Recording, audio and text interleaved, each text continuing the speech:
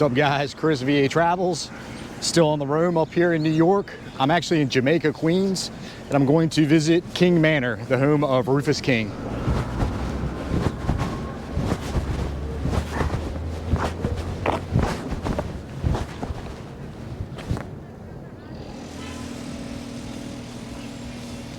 All right, guys, I hope this place is open. Website said they were open. That sign back there said tours by appointment. And I didn't follow my own rule to call first.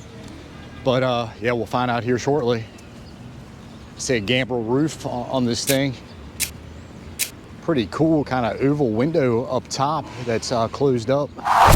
And this gate's open, so that's a good sign. Yeah.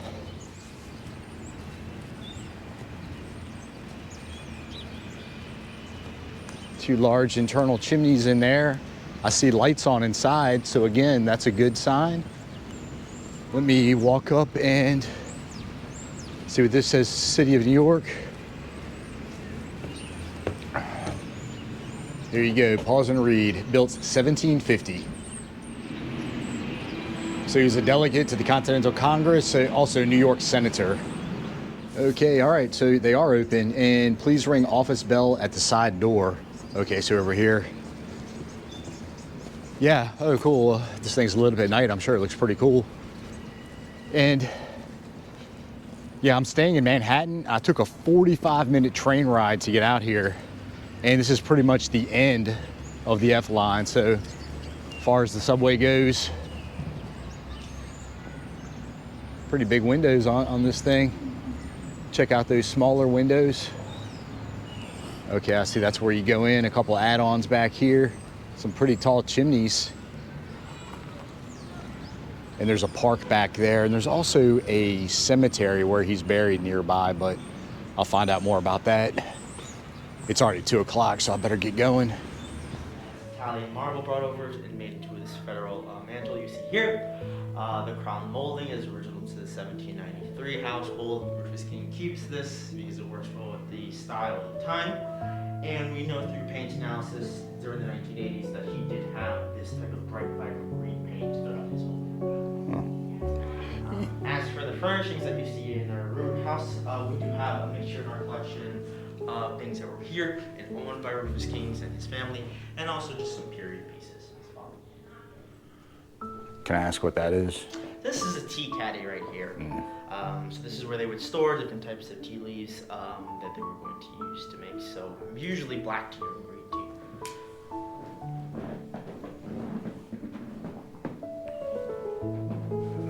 It's a pretty cool clock.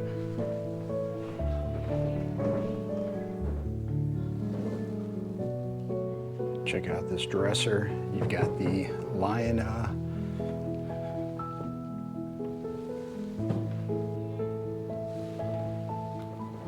and there's Rufus right there. There you see the Greek key up there. Kind of a double cornice, dental molding underneath.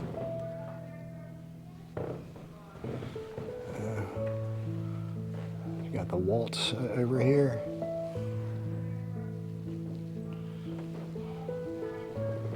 And his wife, Mary Alsop? Yep, Mary Alsop. Okay. Cool. And what were his children, John? Yep, so that's John Alsop King on the left-hand side, and on the right-hand side is Edward. John was his eldest, Edward was his third. Got you, and he was New York governor. Yep, governor of New York. Cool. Look at this clock. Some old weights right there. And yeah, face is faded. You know that thing's old. A couple rosettes up there. Cool. It's a family heirloom.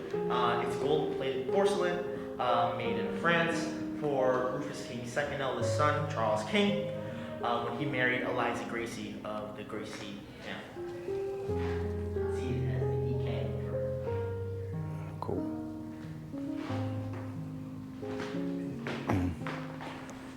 This is where they kept the good stuff. This is a cooler. See the ice down there?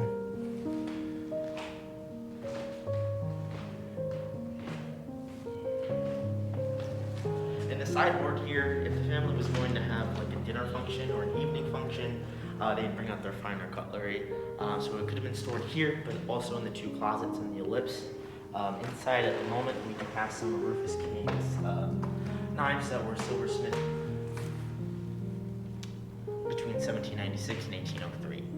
They include his seal on some of the hilts. Okay.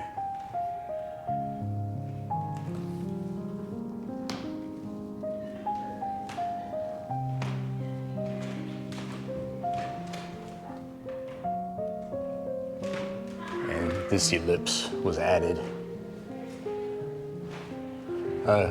Check out the top of this mirror.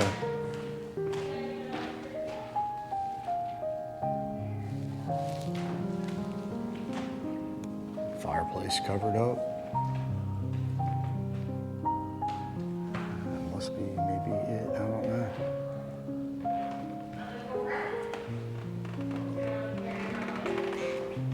Veneered table. All right, so this is the more formal portion of the house, and this is where the servants stayed. And this bathroom was actually originally a pantry, and you see the cabinet still. Why don't I take them upstairs first? So.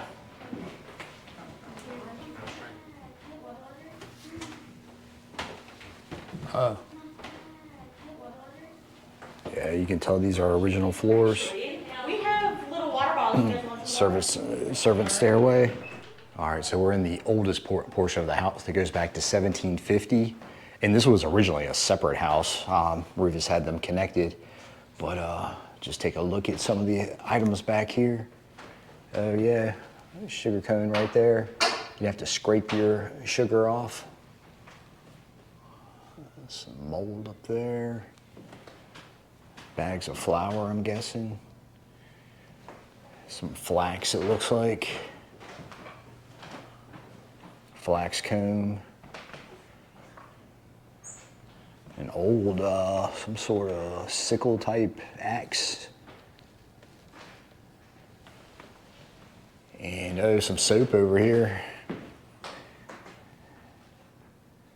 candle maker, oysters.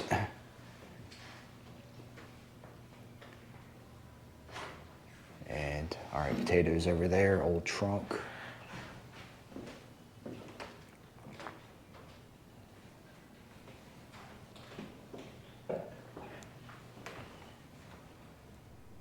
Back in the winter kitchen, the summer kitchen is out back.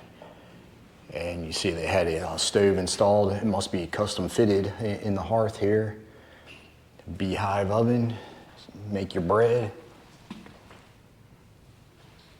And this thing runs off coal.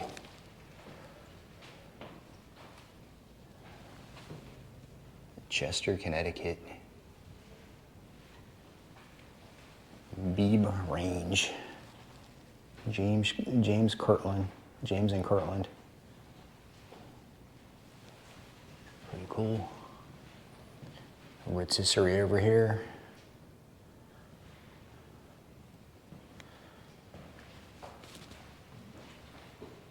Pretty nice spread. Eggs over there. Eggs and flour, I guess. Some sugar cones over here. We're in the library, and he had the third largest library in the country at one time. Pretty impressive. He could speak 6 different languages. Well-educated man. Tobacco twist down here. Little foot warmer down there. Oh, there he is. And that must be the Constitution. Cool.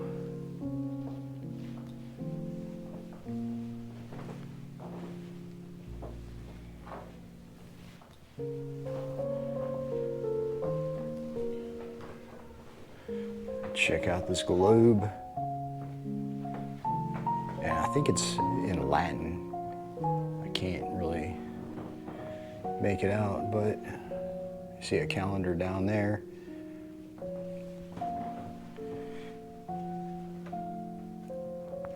(1817). There's a stamp. All right, we've got his original desk made of brass and mahogany, and this thing was restored in 2019.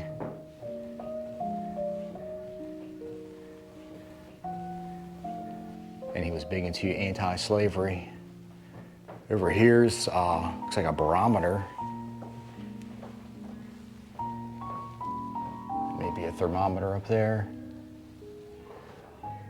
Very dry, stormy, rain.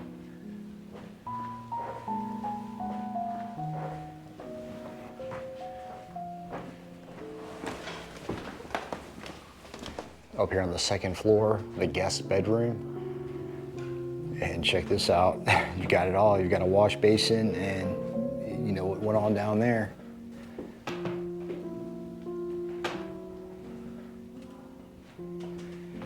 Bed warmer, and this trunk's got some age to it. Oh, John Quincy Adams stayed in this room. Pretty cool. Some old games. Some linens over here. What is this? Frigate Constitution. St. John's Chapel in New York.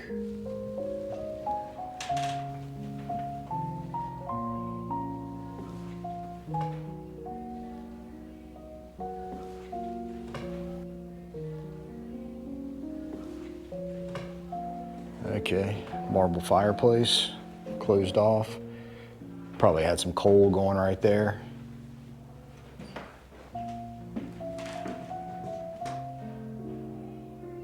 Still upstairs in kind of a private family room, and some pretty neat items in here.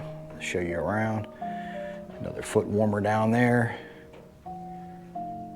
And a couple parlor domes over here, one with a bird.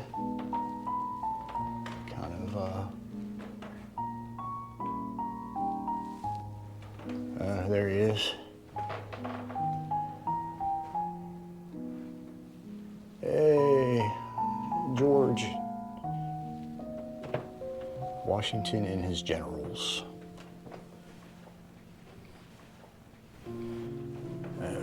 Pin cushion over here.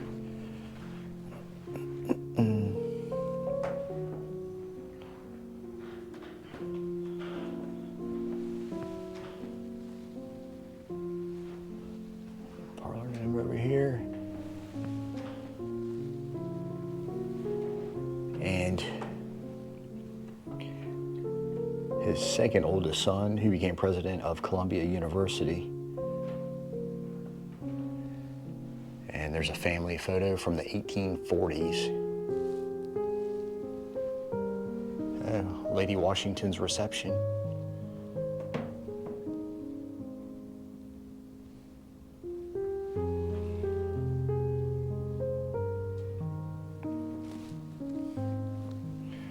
Neat. Oh, almost forgot this side of the room.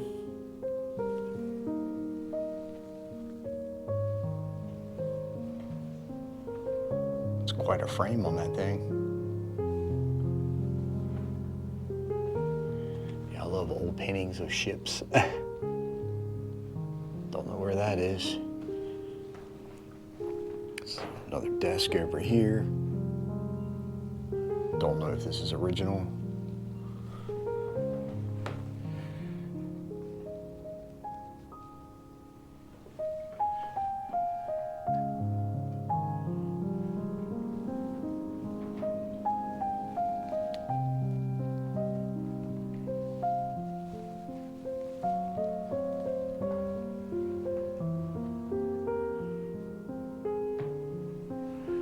Oh, a Dutch ship up here.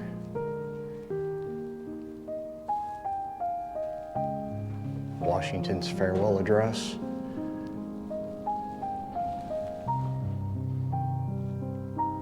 Pretty neat. Okay. On to the next room. I've got a display in the hallway here for his son, John Alsop King. Like I say, he was New York governor. Another big advocate. He was anti-slavery. New York's first Republican governor. Of course, he supported Abraham Lincoln. Looks like that. Oh, that's Henry Clay right there. A brooch, a mourning brooch. and a hairwork wreath from the 1860s.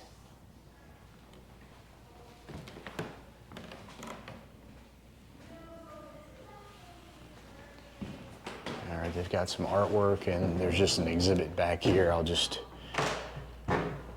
take a walk through. And sorry guys, I'm not up on my New York history, obviously, like I am Virginia, so kind of learning as I'm going.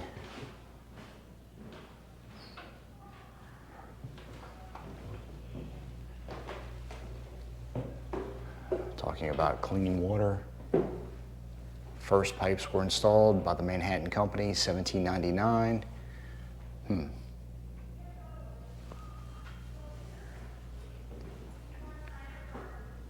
$400.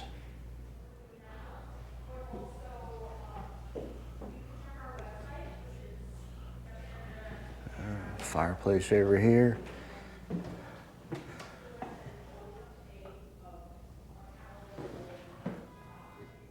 Old certificate from the Jamaica Water Supply Company. 1887. And this lantern is from the 1920s.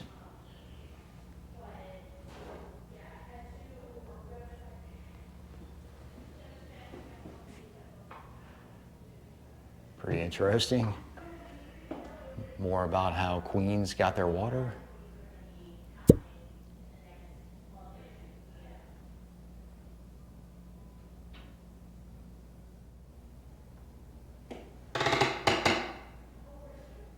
Looks like they got their ice from Beaver Pond. I guess getting ice wasn't as big of a problem out here. There's an ice pick.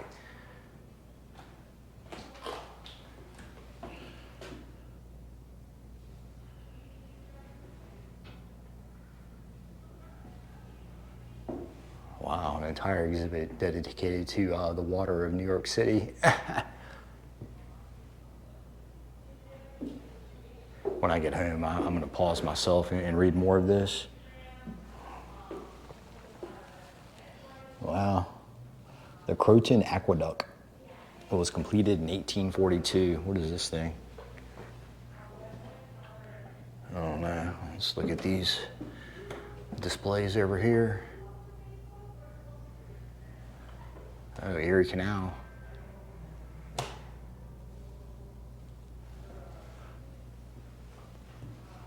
The Harlem River, 1850. Dam they had built. High Bridge. It's more modern, obviously. And what is this? Hellgate Ferry. Port of 86th Street, New York, 1860. All right, let's see what's back here. Oh, wow. All right, so then in 1858, the Ridgewood Reservoir opens. Wow, held 300 million gallons of water, and it supplied Brooklyn for 101 years. Another aqueduct opens.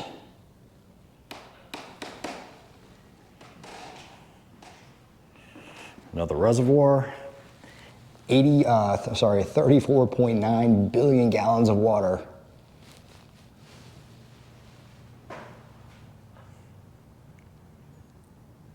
Oh, somebody put a lot of work into that. Don't know what it is, but it looks pretty cool.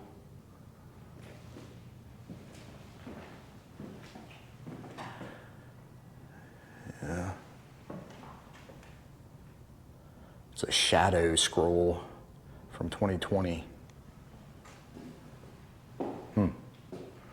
All right.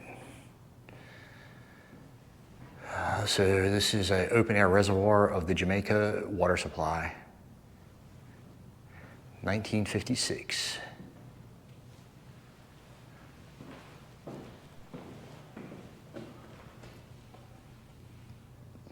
So the main channel to the Jamaica Bay through Rockaway Inlet. 1841 until 1906.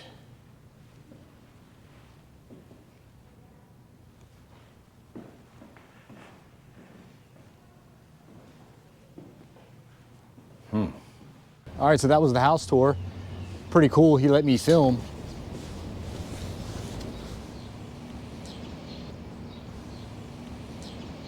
Yeah, I decided not to go into that outdoor kitchen. For one, I'm guessing there's probably not too much to see in there. And there were a lot of people inside for that arts and crafts show, so I didn't want to bother them. But yeah, I'll just take a walk around this thing one more time.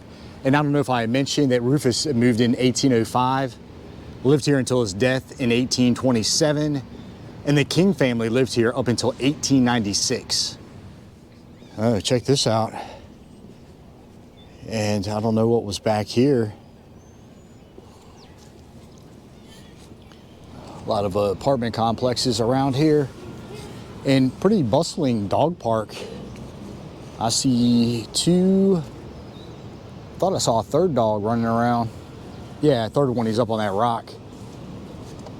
And yeah, all right, cool. Okay, so one more shot of the front, some pretty big shingles up there. And they're calling this a Dutch portico. I don't know what a Dutch portico is, but just some kind of basic fluted Doric columns, dental molding going across there. Pretty basic structure. And the Kings weren't Knickerbockers, and Knickerbockers are New Yorkers with Dutch ancestry. As many of the well-to-dos up here are. I can tell you the Vanderbilts, the Roosevelts off the top of my head.